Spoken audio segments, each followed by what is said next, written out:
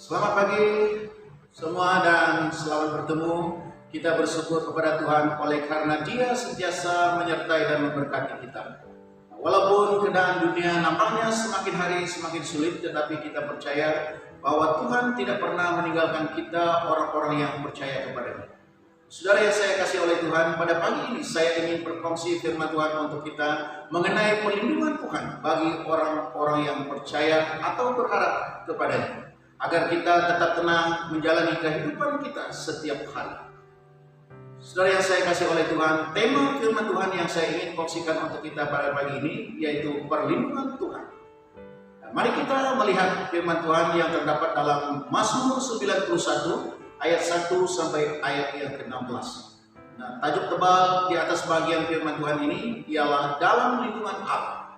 Saya akan membaca bagian firman Tuhan ini untuk kita, dan saudara akan melihat dalam Alkitab masing-masing dimanapun Anda berada. Firman Tuhan berkata, orang yang duduk dalam lindungan yang maha tinggi dan bermalam dalam naungan yang maha kuasa akan berkata kepada Tuhan, tempat perlindunganku dan kubu pertahananku, Allahku yang kupercayai. Sungguh Dialah yang akan melepaskan engkau dari jerat penangkap burung, dari penyakit sambar yang busuk. Dengan kepaknya Ia akan melindungi engkau, di bawah sayapnya engkau akan berlindung, kesetiaannya ialah perisai dan pagar tembok. Engkau tak usah takut terhadap kedahsyatan malam, terhadap panah yang terbang di waktu siang, tetapi penyakit sambar yang berjalan di dalam gelap, terhadap penyakit menular yang mengamuk di waktu petang. Walau 1.000 orang rebah di sisimu dan 10.000 di sebelah kananmu, tetapi itu tidak akan menimpamu. Engkau hanya menontonnya dengan mata sendiri dan melihat pembalasan terhadap orang-orang fasik. Sebab Tuhan ialah tempat perlindunganmu, yang maha tinggi telah kau buat tempat perteduhanmu. Malapetaka tidak akan menimpa kamu, dan tulah tidak akan mendekati kepada kemahmu. Sebab malaikat-malaikatnya akan diperintahkannya kepadamu untuk menjaga engkau di segala caramu. Mereka akan menatap engkau di atas tangannya supaya kakimu jangan terangkut kepada batu. Singa dan ular tedung akan kau langkahi, engkau akan menginjak anak singa dan ular naga. Sungguh hatinya melekat kepadaku, maka aku akan meluputkannya. Aku akan membentenginya sebab ia mengenal namaku. Bila ia berseru kepadaku, aku akan menjawab. Aku akan menyertai dia dalam kesesakan. Aku akan meluputkannya dan memuliakannya.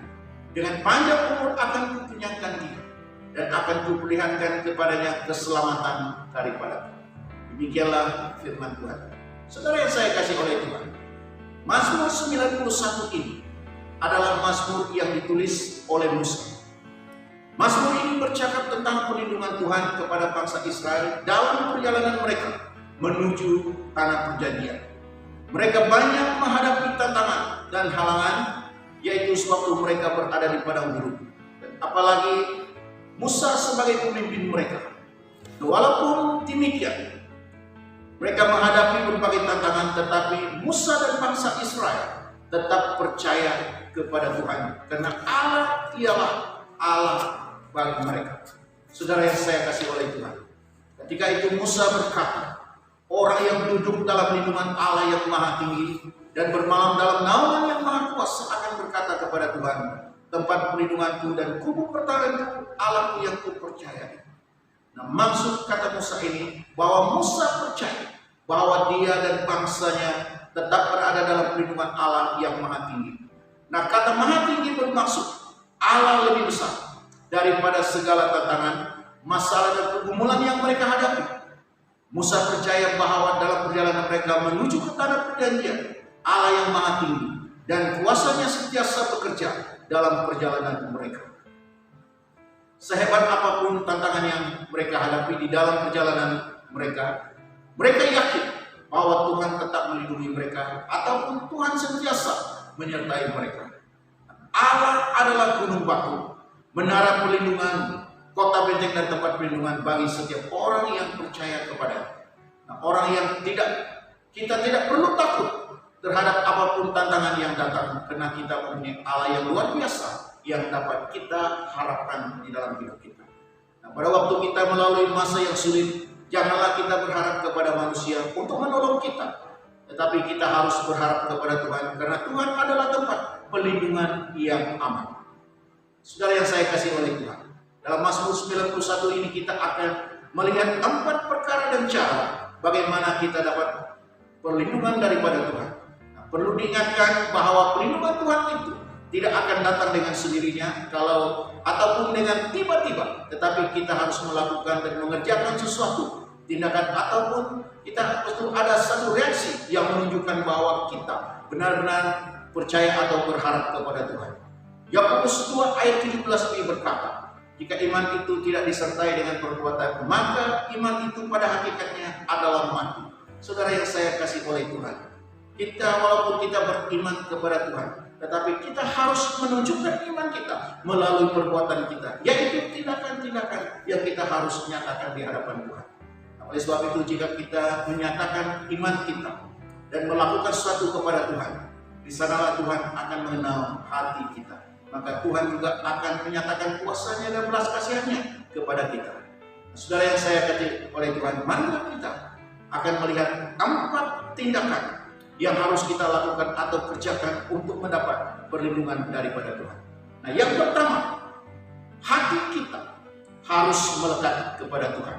Nah, dalam ayat 14 tadi berkata, sungguh hatinya melekat kepadaku, maka aku akan meluputkan. Aku akan membentenginya sebab ia mengenal namamu. Saudara yang saya kasih oleh Tuhan, perkataan ini adalah perkataan Allah kepada Musa. Pada waktu hati Musa melekat kepada Allah, maka segala perlindungan yang akan Allah berikan kepada Musa dan bangsa Israel. Nah, dalam bahasa Ibrani kata melekat disebut kasam. Arti hati yang melekat dan ada ketertarikan hati kepada Tuhan ataupun cinta kepada Tuhan. Nah, sebagai seorang yang percaya kepada Yesus, janganlah hati kita melekat kepada hal-hal yang duniawi yang menjauhkan kita daripada Tuhan, tetapi kita harus memiliki hati yang terpikat dan melekat kepada Tuhan senantiasa. Nah, orang yang terpikat kepada hal-hal duniawi akan binasa, tetapi orang-orang yang terpikat kepada Tuhan akan diselamatkan karena Allah melindungi mereka. Jadi apapun tantangan yang kita hadapi, biarlah hati kita tetap terpikat dan melekat kepada Tuhan.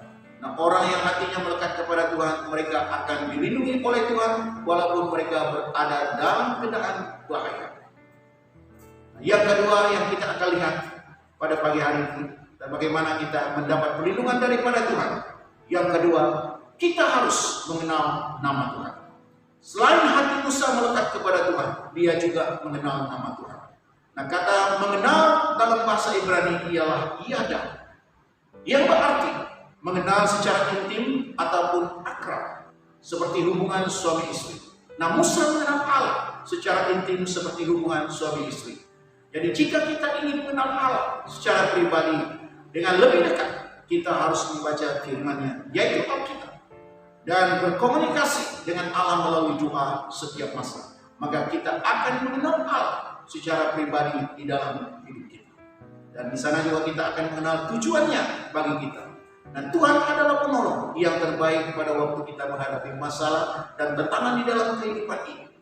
Karena itu marilah kita mencari dan mengenal Allah di dalam kehidupan kita. Maka Dia akan bertindak untuk melindungi, membentengi hidup kita daripada segala yang jahat, bahkan daripada segala ketakutan yang kita sedang alami. Saudara yang saya kasih oleh Tuhan, jadi sangat penting di dalam kehidupan kita, kita perlu mengenal Allah secara pribadi. Kalau kita mengenal Allah, sudah pasti Allah mengenal kita. Dan apa yang kita perlukan daripada Allah, karena Dia mengenal kita dan Dia pasti akan melakukannya. Saudara yang saya kasih oleh Tuhan, hal yang ketiga yang kita akan lihat pada pagi ini, bagaimana kita mendapat perlindungan daripada Tuhan. Dan yang ketiga, kita harus percaya kepada Tuhan. Nah, untuk mendapat perlindungan daripada Tuhan, kita harus percaya kepada Tuhan. Jadi percaya berarti berharap dan mengandalkan Tuhan.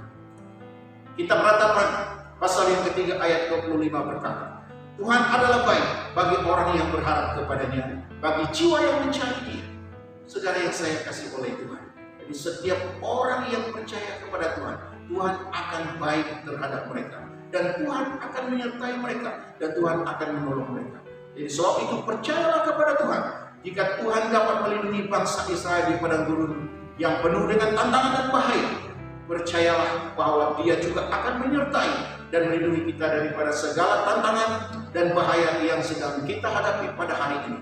Saudara yang saya kasih oleh Tuhan, hal ini sangat penting di dalam kehidupan kita. Kita perlu percaya kepada Tuhan. Inilah satu-satunya jalan untuk kita mendapat perlindungan daripada Tuhan. Dan yang keempat yang kita akan belajar pada pagi ini, bagaimana kita mendapat perlindungan daripada Tuhan, yaitu kita harus berseru kepada Tuhan. Nah, Mazmur 91 ayat 15 berkata tadi, bila ia berseru kepadaku, aku akan menjawab, dan aku akan menyertai dia dalam kesesatan. Aku akan meluputkannya dan memuliakannya.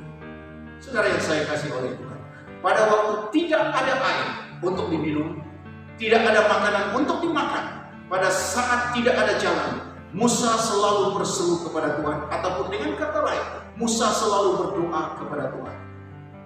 Berseru berarti memanggil untuk datang. Jadi apa pada saat kita berseru kepada Tuhan, maka Tuhan akan datang kepada kita. Dengan kata lain, Tuhan akan mendengar dan menjawab doa kita. Jadi perlu diingatkan bahwa tidak semua seruan atau doa kita akan didengar atau dijawab oleh Tuhan. Saudara yang saya kasih oleh Tuhan, perlu kita perhatikan ketika kita berdoa kepada Tuhan.